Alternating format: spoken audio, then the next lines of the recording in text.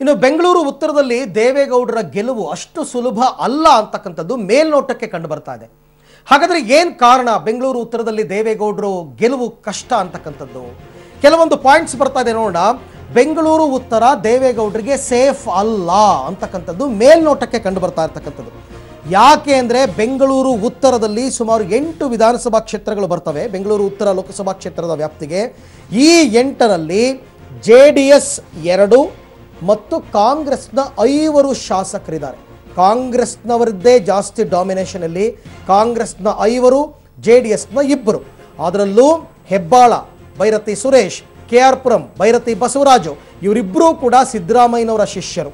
ಜೊತೆಗೆ ಈ 2 ಕ್ಷೇತ್ರದಲ್ಲಿ ಕುರುಬ ಸಮುದಾಯದ ಮತಗಳೇ ನಿರ್ಣಾಯಕವಾಗಿದೆ. ಅಂದರೆ ಅವರು ಹೇಳಿದಂತೆ, ತಮ್ಮ ಶಾಸಕರು ಹೇಳಿದಂತೆ ಅಲ್ಲಿ ಮತದಾರರು ಕೇಳ್ತಕ್ಕಂಥ ಸಾಧ್ಯತೆ ಇದೆ. ಅಕಸ್ಮಾತ್ ಉಲ್ಟಾ ಹೊಡೆದ್ಬಿಟ್ರೆ ಚಾಮುಂಡೇಶ್ವರಿ ಸೋಲಿನ ಸೇಡಿಗೆ ಬೆಂಗಳೂರಲ್ಲೇ ಸಿದ್ದರಾಮಯ್ಯ ಉತ್ತರ ಕೊಡ್ತಾರಾ ಅಂತಕ್ಕಂಥ ಪ್ರಶ್ನೆ ಕೂಡ ಈಗ ಬರ್ತಾ ಇದೆ, ಅನುಮಾನ ಕೂಡ ಬರ್ತಾ ಇದೆ.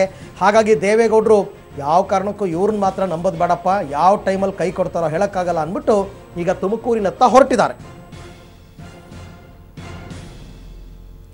ಓಕೆ, ಇನ್ನು